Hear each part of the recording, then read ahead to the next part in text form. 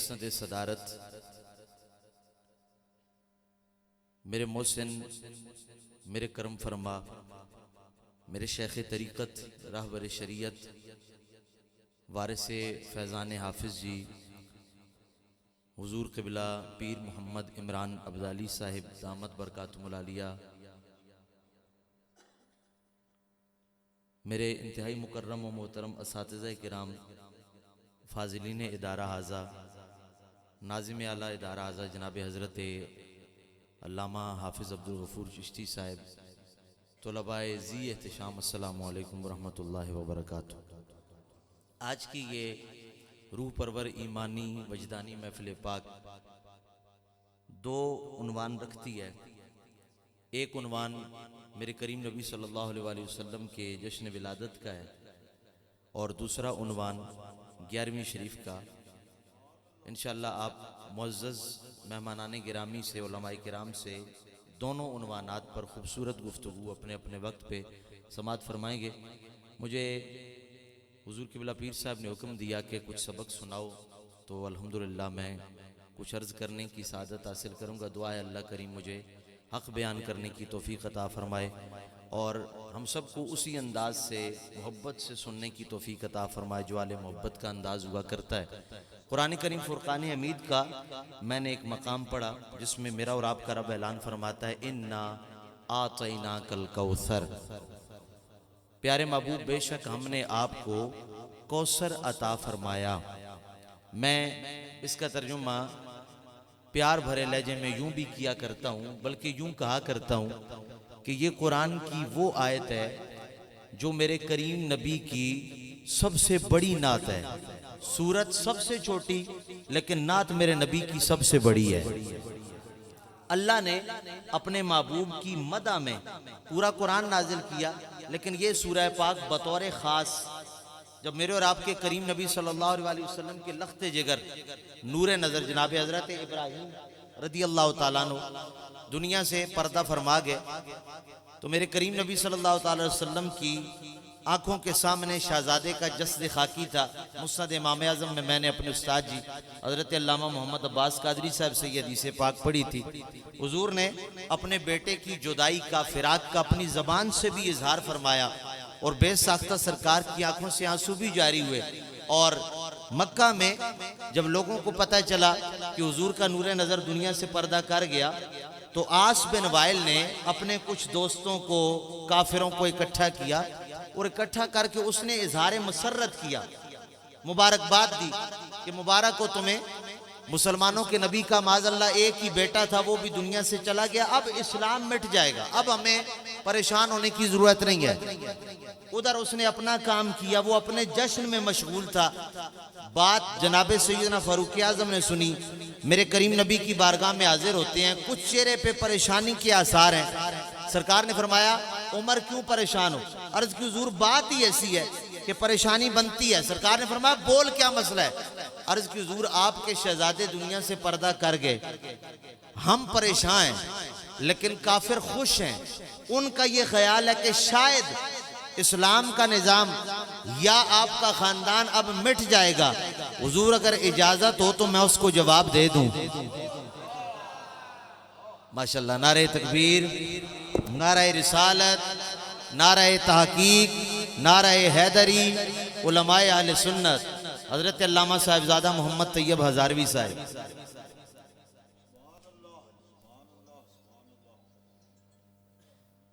جی ماشاءاللہ، عالمی مبلغ اسلام، خطیب نقطہ داں حضرت علامہ مولانا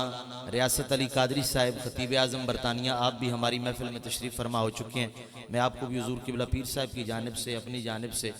صمیم قلب سے خوش آمدید کہتا ہوں۔ دعائے اللہ کریم ہر دو شخصیات کی آمد ہماری محفل کی قبولیت کا وسیلہ بنائے۔ گرامی مرتبہ حضرات،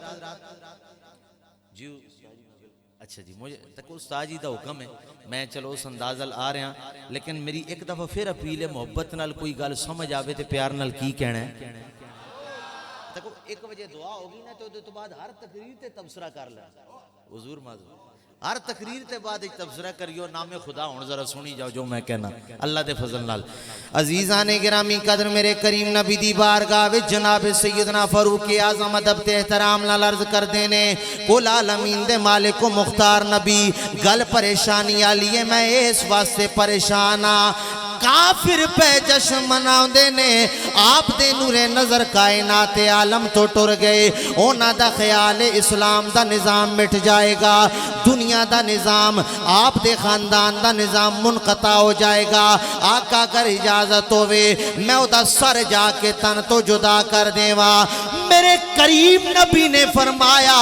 اے میرے پیارے غلام عمر پریشان عمر دی لوڑ کوئی نہیں انہیں اپنا کم کیتا ہے انہیں اپنی زبان کھولیے ان جواب دین دی ضرورت نہ تینوں ہے نہ مینوں ہے آقا پھر جواب کون دے گا فرمایا او دا جواب او رب عطا فرمائے گا جنہیں تینوں بھی عزت عطا کیتیاں نے تے میری شان بھی بلند کیتی ہے فرمایا سانو جواب دین دی لوڑ کوئی نہیں رب جواب عطا فرمائے گا ایتھے سرکار دیاں تے غلام دیاں گلاں پیوں دیاں نے او در اللہ بھی کلام پیا کر دے اپنے جبریل نال فرمایا جبریل جی رب جلیل جا ذرا میرے نبی دی بارگاہ وچ ٹر جا کے میرا پیغام دے دے پیارے مولا اوتھے جا کے گل کیڑی کرنی ہے فرمایا نماز دی گل بعد وچ روزے حج و زکات دی گل بعد وچ اے میرے پیارے مولا سب تو عام پیغام کیڑا جا کے دینا ہے رب نے فرمایا ذرا جا کے میرے یار نو تسلی دے دے ذرا جا کے میرے یار نو تسلی دے دے جا کے میرے یار نو مولا تسلی کیڑی دینی ہے فرمایا جا کے انہوں دس دے جن تیرے آل دے مٹن دی گل کیتی ہے وہ آپ ہی مٹ سکدے ریا معاملہ تیری آل دا قیامت تک نہ تیرا اسلام مٹ سکدا ہے نہ تیرا خاندان مٹ سکدا ہے قیامت تک نہ تیرا اسلام مٹ سکتا ہے نہ تیرا خاندان مٹ سکتا ہے بزبان تاجدار بریلی جناب امام اہل سنت فرماندے نے مٹ گئے مٹتے ہیں آج میں نے شعر پڑھن دی جگہ ملی ہے میں پڑھن لگیا ہوں ادھر نہیں ادھر اپنے ذوق نال میں پڑھن لگیا کہ مٹ گئے مٹتے ہیں مٹ جائیں گے آدھا تیرے مٹ گئے مٹتے ہیں مٹ گئے مٹتے ہیں مٹ جائیں گے آدھا تیرے پر نہ مٹا ہے نہ مٹے گا کبھی چرچا تیرا نعرہ تکبیر نعرہ رسالت نعرہ حیدری نعرہ تحقیق فرمایا میرے پیارے محبوب قیامت تک نہ آپ دا اسلام مٹ سکتا ہے نہ آپ دا خاندان مٹ سکتا ہے اے میرے کریم نبی نال پیار کرن والے ہو رب کائنات نے اپنے محبوب دے خاندان دی برکت و بقا واسطے کائنات عالم دا ضابطہ ہی بدل دیتا ہے ساری دنیا وچ کسے بھی بندے دی نسل جدوں ٹر دیئے باپ تو ٹر دیئے مرد تو چل دیئے لیکن واحد خاندان ہے میرے نبی دا واحد خاندان میرے نبی دا سرکار نے فرمایا ہر عورت دی نسل وہ دے خاون تو چل دیئے ایک خاتون کائنات وچ میری بیٹی سیدہ زہرا بطول سب دی نسل چل دیئے مرد تو میری شہزادی دی نسل چلنی ہے اے دی ذات تو سید جدوں بھی کوئی بندا ہے مولا کائنات دی اور اولاد بھی ہے لیکن سید صرف اولاد فاطمہ نو کیا جاتا ہے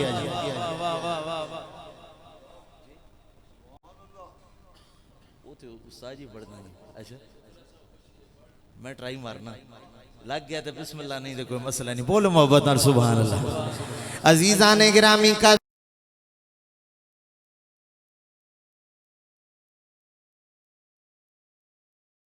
پڑھن والا جانے کی بڑھنا ہے لیکن میں کوشش کر رہا میرے کریم نبی دے غلاموں سرکار نے فرمایا میرا خاندان میری اولاد میری بیٹی تو چلے گی کیڑی خاتون دی گل پہ میرے سرکار کر دینے جنہ دے بارے 9 نومبر آلہ بابا قلندر لاہوری علامہ محمد اقبال رحمت اللہ تعالی علیہ آپ نے کمال کر دیتا آپ فرماتے ہیں مریم یک نسبت عیسیٰ عزیز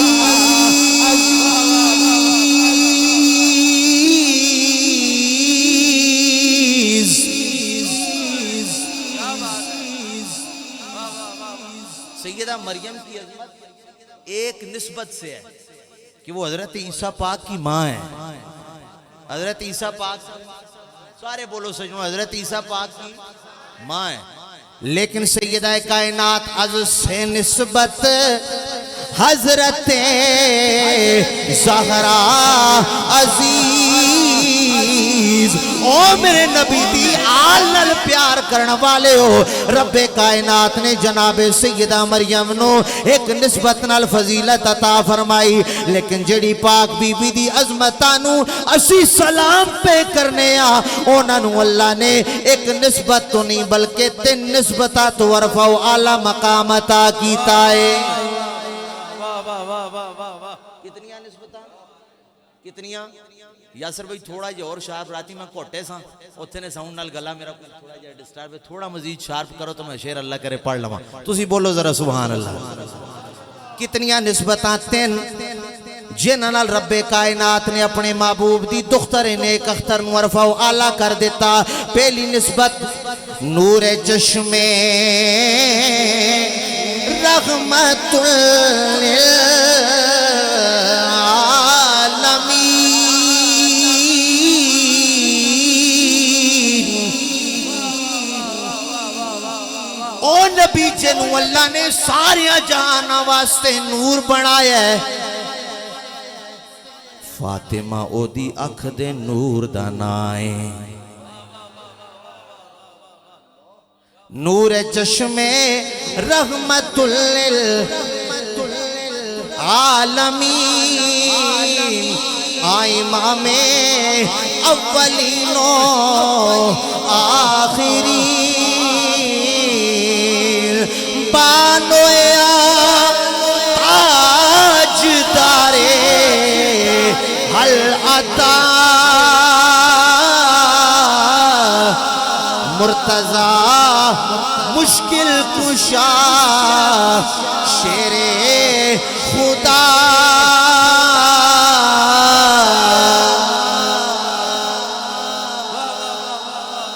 کون سیدہ جڑیاں دختر نیک اختر نے نبیاں دے سردار دیاں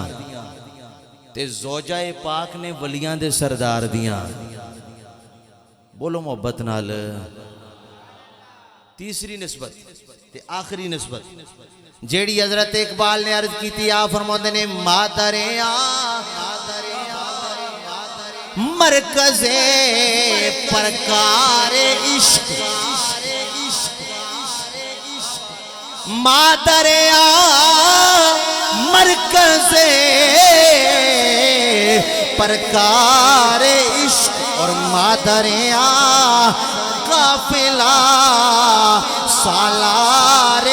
عشق اگر ایدہ ترجمہ آسان لفظاں وچ کرو تے گل مکاؤ انج کرنا پہندہ کہ تو ہے باغ نبی کی بغار فاطمہ تو ہے باغ نبی کی بغار فاطمہ تو ہے باغ نبی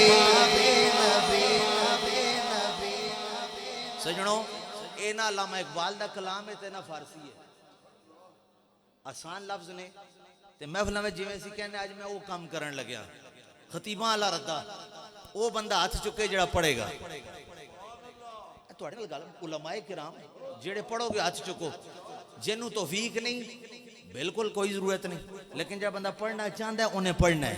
تے مل کے باواز بلند پڑھنے کے تو ہے باغ نبی کی بہار فاطمہ تو ہے باغ نبی کی بہار فاطمہ تو ہے باغ نبی کی بہار فاطمہ تو ہے باغ نبی کی بہار فاطمہ اور تو ہے میرے نبی کی رازدار فاطمہ تو ہے میرے نبی کی رازدار فاطمہ تو ہے میرے نبی کی رازدار فاطمہ قبلہ فرما رہے ہیں کہ انج پڑھ تو ہے شرم و حیا کی تاجدار فاطمہ تو ہے شرم و حیا کی تاجدار فاطمہ تو ہے شرم و حیا کی تاجدار فاطمہ اور تو ہے میرے نبی کی رازدار فاطمہ تو ہے میرے نبی کی رازدار فاطمہ اور حوران جنت ہیں حوران جنت ہیں تیری کنیزیں حوران جنت ہے حوران جنت ہے تیری کنیزیں ہے جبریل تیرا پہرےدار فاطمہ ہے جبریل تیرا پہرےدار فاطمہ تو ہے شرم و حیا دی تاجدار فاطمہ اور تو ہے باغ نبی دی بہار فاطمہ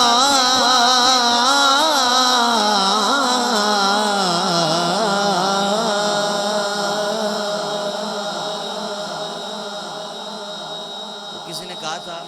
کہ ہم عشق کے بندے ہیں کیوں بات بڑھائی ہے تو گفتگو میری میں حضور کی اجازت سے میں صرف مجھے جس طرح حکم تھا حکم تو میرا تھوڑا سا ادھر ادھر ہو گیا لیکن وہ بھی حکم سے ہوا ہے تو الحمدللہ میرے نزدیک حضور غوث اعظم کی محفل میں اس سے بڑھ کے ذکر اور کیا ہو سکتا ہے کہ کچھ ذکر ان کے نانا کا ہو جائے اور کچھ ذکر ان کی پیاری دادی جان کا ہو جائے